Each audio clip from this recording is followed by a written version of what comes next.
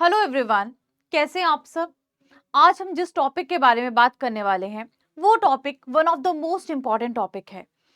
आज हम डिस्कस करेंगे कि अगर आप बीएससी कर रहे हैं, चाहे आप एग्रीकल्चर में बीएससी कर रहे हैं या आप हॉर्टिकल्चर में बीएससी कर रहे हैं, तो बीएससी करते वक्त आप एमएससी एग्जाम्स की प्रिपरेशन कैसे कर सकते हैं।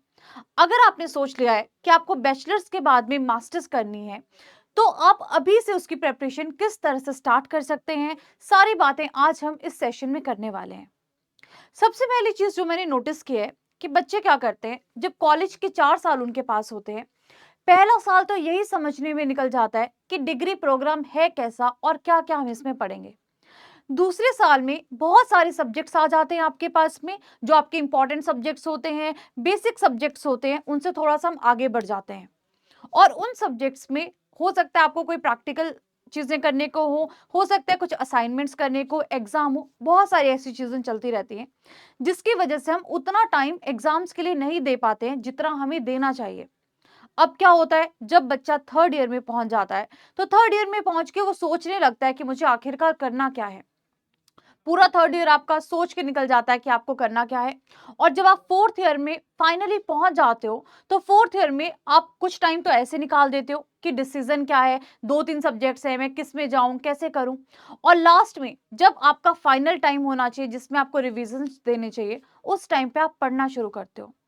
ये बहुत सारे स्टूडेंट्स की एक कमी है जिसकी वजह से हम एमएससी एंट्रेंस में अच्छा परफॉर्म नहीं कर पाते हैं। तो सबसे पहली बात तो हम यही करेंगे कि हमें कैसे टारगेट को डिसाइड करना होता है। मान लीजिए आप फर्स्ट ईयर में हैं और फर्स्ट ईयर में अभी आपने सिर्फ एडमिशन ही लिया है। अब फर्स्ट ईयर में क्या होता है, आपको कुछ सब्जेक्ट्स देखने को मिलते हैं और सेकंड ईयर में भी आपको कुछ सब्जेक्ट्स देखने को मिलते हैं जो कि आपके बेसिक सब्जेक्ट्स होते हैं। इन बेसिक सब्जेक्ट्स को पढ़ते पढ़ते आपको थोड़ा बहुत आइडिया लगने लग जाता है कि आपका इंटरेस्ट का टॉपिक कौन सा है या आपको कौन से टॉपिक में आगे बढ़ना है और आपको लगता है कि आप कौन से टॉपिक में एक्सेल कर सकते हो। तो सबसे पहली चीज जो बहुत सारे बच्चे गलती करते हैं कि ये जो 2 साल हैं इनको टाइम पास में ही निकाल देते हैं। Time pass in the sense कि एग्जाम्स के बारे में नहीं सोचते। तो सबसे पहली चीज आपको यहाँ पे क्या करनी है, आपको डिसाइड कर लेना है कि मुझे इंटरेस्ट कौन से टॉपिक में ज्यादा आता है और अगर आगे में जाकर मैं एमएससी करूंगा तो क्या मेरा टारगेट रहना चाहिए। तो सबसे पहला आपको काम क्या करना है कि अपने टारगेट सब्जेक्ट को पहले ही डिसाइड कर लो। अगर आपको लगता है कि अभी मेरे पास में 2 साल का टाइम है, फर्स्ट ईयर है, सेकंड ईयर है, सारे सब्जेक्ट्स देखता हूँ, पढ़ता हूँ, फिर आराम से डिसाइड करता हूँ, तब भी कोई चक्कर नहीं है। अगर आपको ऐसा भी लग रहा है तो आप क्या करिए, तब तक जब तक आप अपने टारगेट या गोल को बना रहे हैं तब तक आप इन 2 साल में जो भी फंडामेंटल के सब्जेक्ट्स आपको आते हैं, जो भी फंडामेंटल्स आपको आते हैं, उन सारे फंडामेंटल्स को आप बिल्कुल क्लियर कर लीजिए, क्लियर कट देख लीजिए, सारे कॉन्सेप्ट्स को बहुत अच्छे से समझ लीजिए। अब इसके साथ में आपको दो चीजें या दो हैबिट्स को डेवलप करना है और वो दो हैबिट्स आपके थ्रू आउट काम आएंगी। और जो दो हैबिट्स हैं वो क्या है, पहला, आपको न्यूज़पेपर पढ़ना शुरू कर देना है। और दूसरी हैबिट क्या है कि आपको रोज कॉलेज की लाइब्रेरी जाना है और वहां पे मिनिमम आपको रोज 30 मिनट्स कोई किसी बेसिक बुक को पढ़ना है। और तीसरी हैबिट आपको क्या यहाँ पे डेवलप करनी है कि न्यूज़पेपर पढ़िए, अच्छे से पढ़िए, साथ में न्यूज़पेपर में जो भी करंट का टॉपिक आ रहा है या जो भी आपकी स्कीम्स वगैरह आ रही हैं उनको जरूर देखिए। तो पहले से ही चाहे आपका सब्जेक्ट आपने टारगेट सिलेक्ट किया है नहीं किया है, ये 3 चीजें करना शुरू कर दो। इन 3 चीजों से क्या होगा, एक तो कोई भी आप एग्जाम दोगे, चाहे आप एमएससी का एग्जाम दोगे, चाहे आप जॉब के लिए एग्जाम दोगे, ये 3 चीजें आपके काफी काम आने वाली हैं। एक तो अपने फंडामेंटल स्ट्रांग हो जाएंगे, दूसरा आसपास की जो अवेयरनेस है, जो नई चीजें हो रही हैं उसके बारे में आपको पता चलेगा। अब आप बोलोगे कि ma'am first year second year में अगर हम करंट का चीजें देखने लग जाएंगे तो पेपर तो हमारा 2 साल बाद होना है ना, तो वहां पे तो उसका पूछेंगे। तो आदत तो आपको अभी से डालनी पड़ेगी, अभी से आदत नहीं डालोगे तो आगे जाके कैसे पढ़ोगे चीजें। और अभी से अगर अपडेटेड रहना शुरू करोगे तो आपको इंटरेस्ट आएगा, आगे जाके आपको चीजों का पहले से पता होगा कि देखो 1-2 साल पहले ये ट्रेंड चल रहा था और अभी अभी जाके ये वाली चीजें में ये चेंजेस आ रहे हैं। उससे क्या होगा कि जब आपको धीरे धीरे नॉलेज होने लगेगी सब्जेक्ट की, तो आपको इंटरेस्ट भी और बढ़ेगा और आप इजीली चीजों को कवर अप कर पाओगे। अगर इन्हीं चीजों पे आप टाइम लगाते हो फोर्थ ईयर में आके या एग्जाम से पहले आके, तो उतनी ज्यादा प्रोडक्टिविटी आपको देखने को नहीं मिलेगी।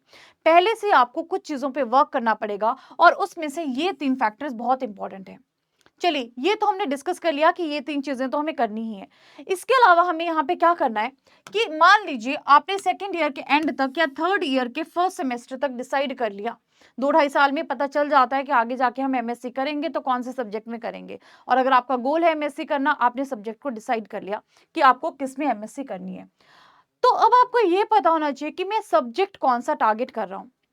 अब मैंने दूसरी गलती बच्चों में क्या देखी है कि बोलते हैं कि हमने जी जेआरएफ देना है, और जेआरएफ हमने देना है मान लो किसी पर्टिकुलर कोड में। मान लो आपको जेआरएफ देना है किसी पर्टिकुलर कोड में देना है, प्लांट साइंस में देना है। अब आप क्या कर रहे हो, प्लांट साइंस में तो जेआरएफ दे ही रहे हो कि मुझे इसी सब्जेक्ट में इंटरेस्ट है। उसके अलावा आप क्या करते हो, बहुत सारे स्टेट एग्जाम्स कई बार होते हैं उनको भी देते हो, या कुछ एग्जाम्स ऐसे भी होते हैं जिसमें आपको ओवरऑल सब्जेक्ट्स आते हैं, या पूरा पूरा एग्रीकल्चर आएगा, या स्कीम्स आएंगी, या करंट अफेयर्स का सेक्शन रहेगा, सब कुछ आता है। तो आप क्या करते हो, जब आप लास्ट में पढ़ना शुरू करते हो, आप 2 डायरेक्शंस में चलते हो। एक तरफ आपको जो कोड वाले सब्जेक्ट हैं उनके ऊपर फोकस करना पड़ता है कि वही सब्जेक्ट्स आएंगे।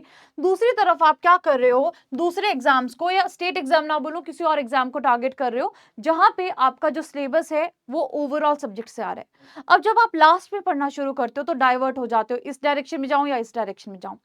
उसको सॉल्व करने के लिए आपको क्या चीज करनी है, आपको जब पता ही है कि आपने कुछ ऐसे एग्जाम्स देने हैं जहां पे ओवरऑल सिलेबस आना है, तो जो जैसा कि मैं अभी बात कर रही थी कि फर्स्ट ईयर है, सेकंड ईयर है या थर्ड ईयर है, उस पे जो जो चीजें पढ़ रहे हो उसको रिवाइज करते चलो और अपने बेसिक्स को स्ट्रॉन्ग करते चलो।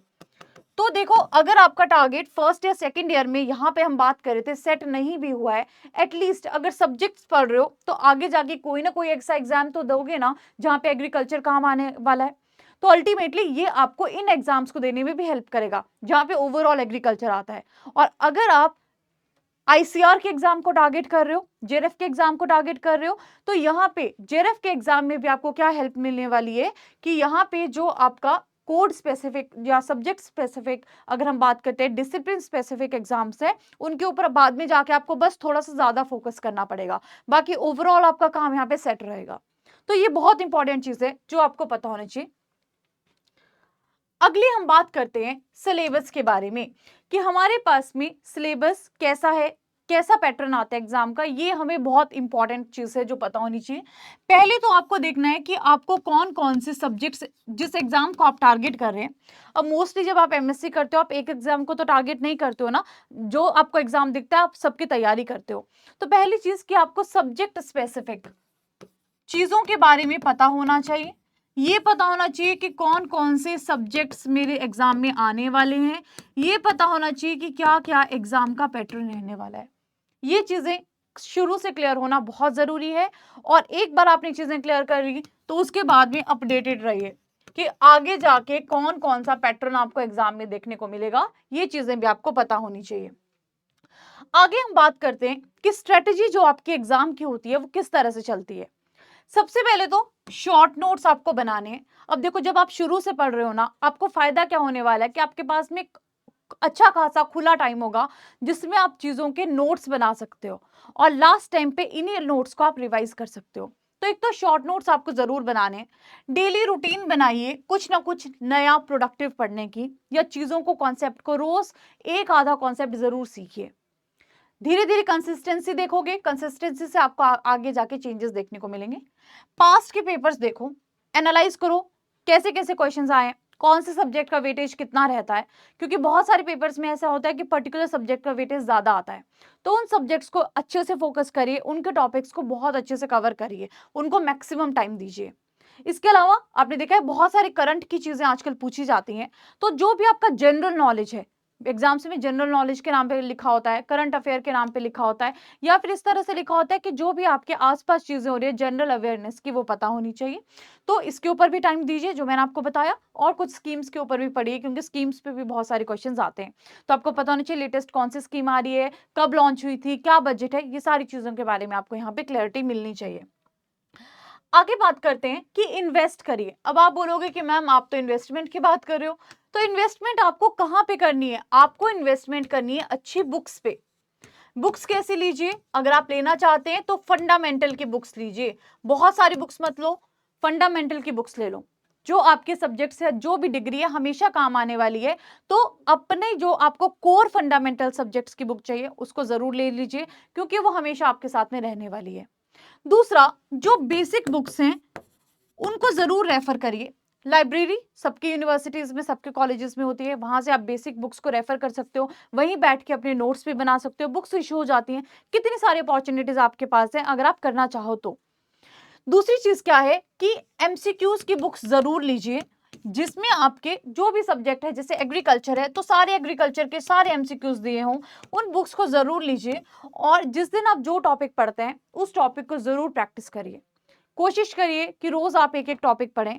और हम गलती यहीं पे करते हैं कि हम टॉपिक्स रोज पढ़ते ही नहीं है। हम सोचते हैं आज नहीं, कल, कल नहीं परसों, करते करते हमारी पूरी डिग्री खत्म हो जाती है। और डिग्री खत्म होते होते तक भी हमें क्लैरिटी नहीं आती है। फिर हम क्या करते हैं, जो एग्जाम देखा उसको फॉर्म फिल करो, उसको दे दो, जहां हो गया राम भरोसे, है ना। तो हमें क्या करना है, पहले से क्लियर होके चलना है। हो सकता है कुछ टाइम के लिए आपको अडेप्ट होने में थोड़ा सा टाइम लगे कि कैसे अडेप्ट हो, नया माहौल है, नई चीजें हैं।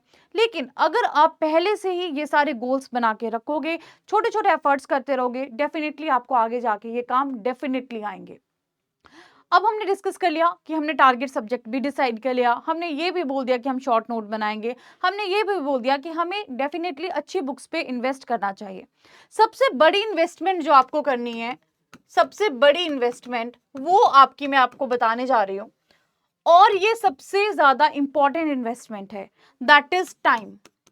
अपना टाइम कंप्लीटली अच्छी चीजों पे, क्वालिटी चीजों पे डिवोट करिए।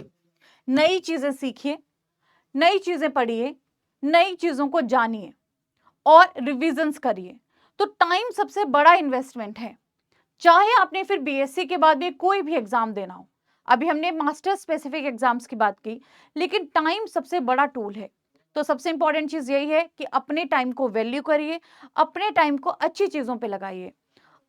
अब अगर आप किसी भी एग्जाम की तैयारी कर रहे हैं या कोई भी डाउट किसी भी एग्जाम को लेकर आपको है, और अगर आप मास्टर्स की तैयारी कर रहे हैं, तो जरूर मुझे कमेंट सेक्शन में बताइएगा। और ये भी बताइएगा कि आप अपनी बैचलर्स कौन सी स्ट्रीम में कर रहे हैं, कहाँ से कर रहे हैं और कहाँ से आप बिलोंग करते हैं। Thank you so much. मिलेंगे नेक्स्ट सेशन में। अगर आपको कोई भी डाउट होगा कमेंट सेक्शन में पूछ सकते हैं, या हमसे हमारे टेलीग्राम पे भी कनेक्ट कर सकते हैं। Thank you so much.